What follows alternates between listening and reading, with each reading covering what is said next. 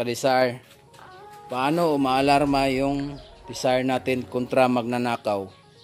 Halimbawa, bukas yung bintana, tapos may magnanakaw, pasok niya yung kamay niya, tapos ipirsahan niya buksan to, pasok niya yung kamay dito, aalarma din to kung buksan niya. Yan o, nagsignal, ibig sabihin aalarma yan siya. Mga ilang seconds.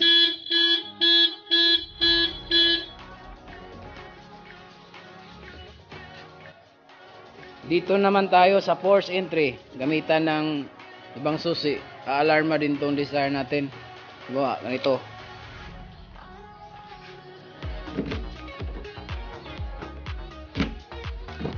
Yun.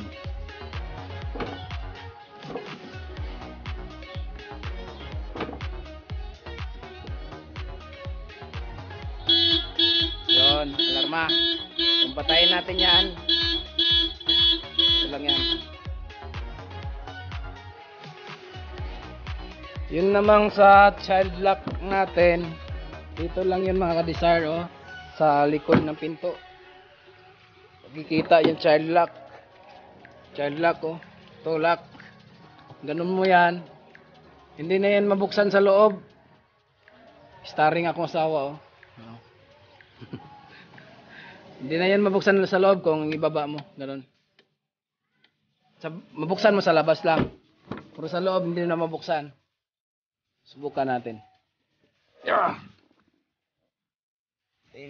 Nakalock na. Child lock na. Yun. Yun, oh. Hindi na mabuksan kahit naka-open na, oh. Yun, oh. Hindi ako makalabas. Daan sa kabila. Dalawa to, kabilaan. Dalawang pinto sa likod, may child lock. Kaya kung may bata na karga kayo, i-lock nyo to para secure. Kasi minsan hindi nakalock yung bata, makulit dito, gumaganon-ganon. Kaya ako sinasara ko dito, ginaganon ko dito para siguradong hindi siya makalabas or mabuksan niya. Mga kadesar, pag maiwan pala natin to naka-unlock, mag-lock din siya ng automatic. Sampulan natin na unlock, ilang seconds.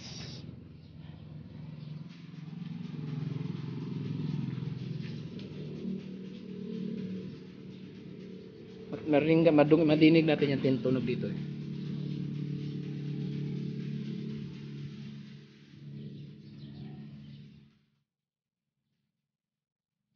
Palagay ko 25 seconds.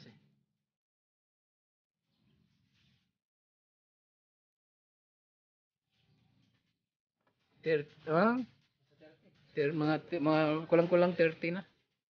Ito namang remote natin. May setting din to na yung kung ilang pindot dito kung ilang pinto mabuksan.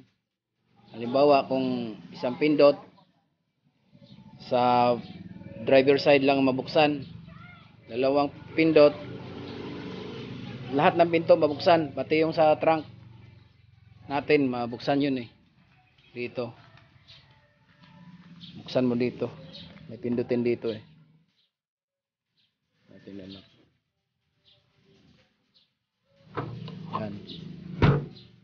Pero itong lock na susi ko nakasiting to sa sa isang pindot lang bukas lahat. Yan, lock.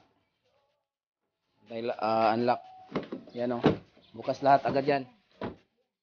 Puro ilagay ko to sa sa setting na pag isang pindot na lock o unlock, driver side lang.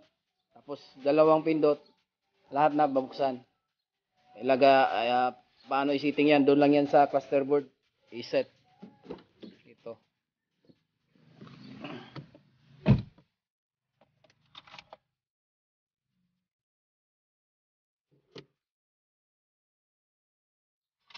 Kailawin muna natin yung cluster board.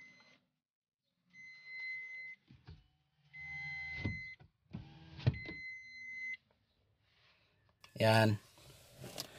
Kita nyo dito yung cluster board.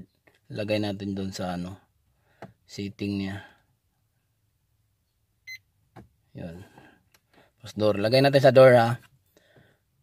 Pindot isa. Isa pa. Kung dagdagan mo ng isa, yung ano, yung sinasabi ko kanina na isang pindot sa remote, pag unlock, lagay mo lang sa 1 yan. 1 is L1.